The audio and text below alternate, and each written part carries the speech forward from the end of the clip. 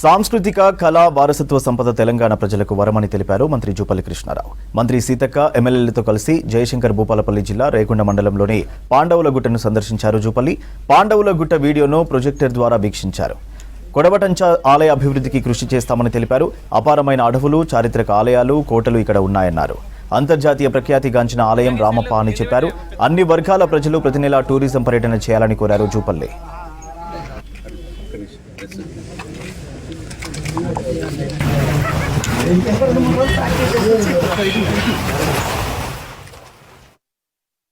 వరంగల్ జిల్లాకు రావడం జరిగింది. రాష్ట్రంలో అన్ని జిల్లాల వరంగల్ జిల్లాలో చాలా టూరిజం ప్రమోట్ చేసే అవకాశాలు చాలా ఉన్నాయి.